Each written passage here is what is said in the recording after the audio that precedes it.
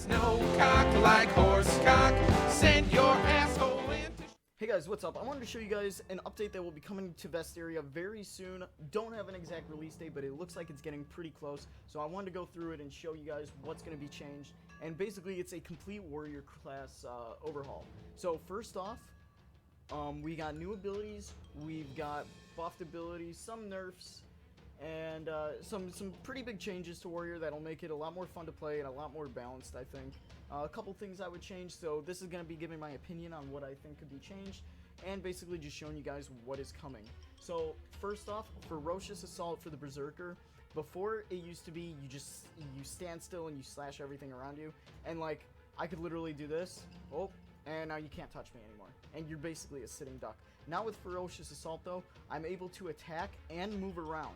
Your walk speed is limited, and that's fair, because if you could just fucking run while doing that, that would be way too overpowered.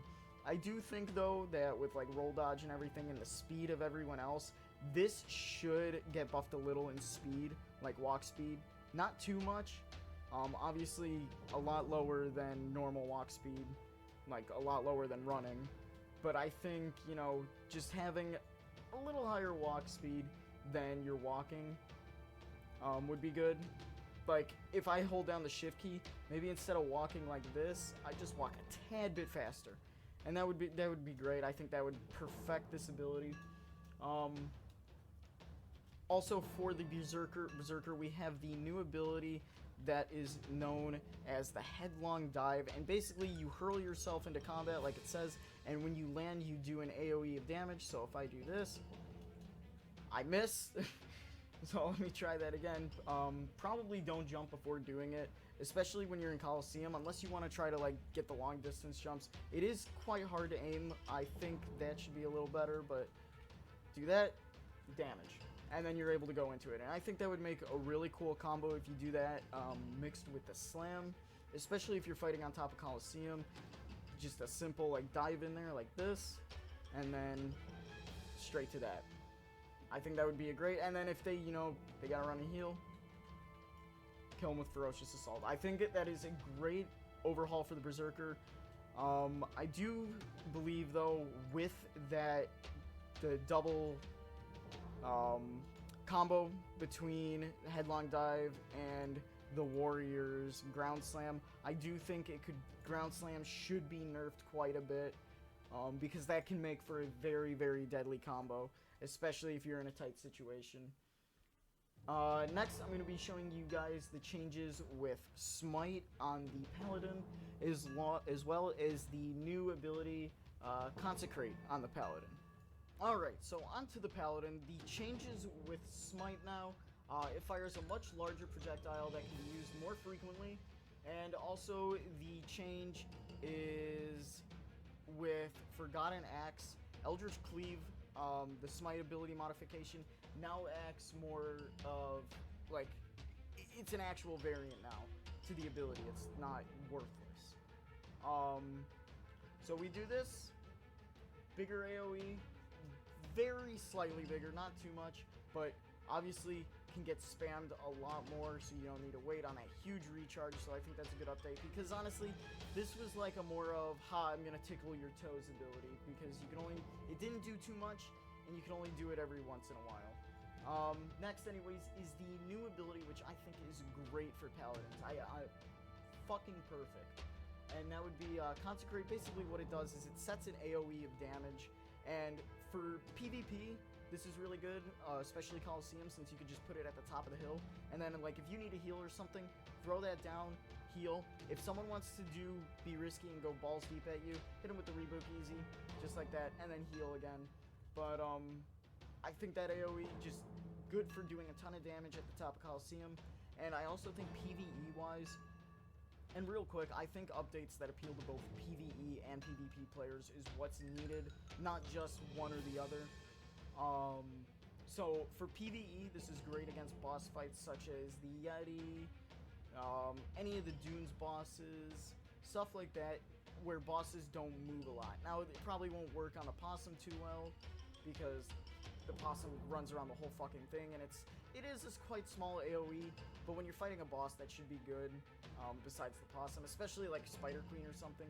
You're going to be able to do a lot of extra damage to that. And I just think that's a great overhaul for the Paladin. Change-wise, I really don't think a change is needed with the Paladin right now with these abilities. I think it's set perfectly. It gives more room to create builds instead of just having one lone meta. And I think Paladin set perfectly where it is now. Next I'm going to be showing you guys the updates to the Knights. Alright, so there weren't any changes to the actual Knight really, except for Shield Bash, and it got a buff. And I'm gonna be honest, I'm kind of against that because I think right now, Knights can be super fucking overpowered in PvP, especially with that Shield Bash stun. And here's the changes to the Shield Bash now. It's faster, it's more powerful, and it's got larger hitboxes. So 3 big buffs to it. And the problem I see, like, if you're gonna do these updates to the shield, I think what needs to be done is actually cooldown time. Because honestly, what I could do is I could just shield bash, left click, shield bash, left click, shield bash, left click, shield bash, left click. The time in between shield bashes are so like, quick. I think the cooldown on shield bash needs to be turned down.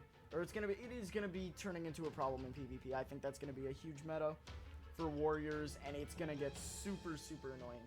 Now, Breza himself said that he doesn't want to remove the stun for Shield Bash, but in order to counter that, Block Chance now has a chance to negate stuns, not only attacks. So, if you have a high block chance, there's a chance you won't even get stunned. But again, the problem with that is, okay, I wait another second and I can stun you again.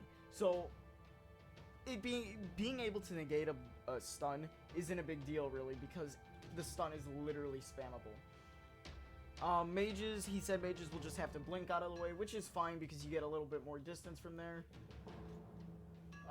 Other things he did mention is that parry and combat roll will also be able to negate stuns. And then, like, if you're a hunter, you're fast anyways. I don't think there needs to be any way for a hunter to negate stuns. But as for warrior, like, yeah, you can negate the stuns, but then you can't run away. I do think Shield Bash needs to have a smaller cooldown. Instead of being, like, what is it, a second? Maybe 3 seconds. Just so it can't be spammed. I think that's,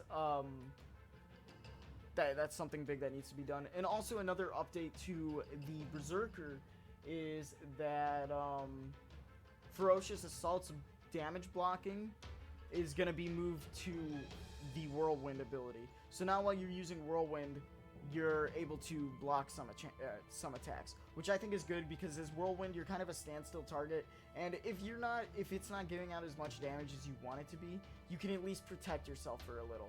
Like, no one's forcing you to go into the Whirlwind ability. It's pretty easy to escape. But a lot of people do it anyways because they're like, okay, I can hop in, do a shit ton of damage, probably kill you before that Whirlwind kills me. Well, now that it's got the blocking chance, people won't want to jump in. So I think that's a good balance there as well. Anyways, guys, let me know what you think about these updates in the comments, and let me know if there's anything you would change personally, or changes you want to see to Vesteria. Anyways, thanks for watching. I'll see you next time. Stop! Really quick, while I got you here, I created a guild about a week and a half ago, and we are aiming to be one of the most active guilds in Vesteria. If you guys are interested in joining, check the description below for my Discord. You can join on there. But real quick, I'm just going to give you a small pitch of reasons why to join. We do several events throughout the week, whether it's Dunes, Spider Queen, Coliseum, fishing. Yeah, fishing. Boring shit, too. We do that, too. Yeah. We do raffles for items that you can enter just by attending events. You get 1 point every time you attend an event, and depending on the raffle, you can spend your points for raffle tickets to get cool items like variant weapons, gold tier, red tier, shit like that all the time.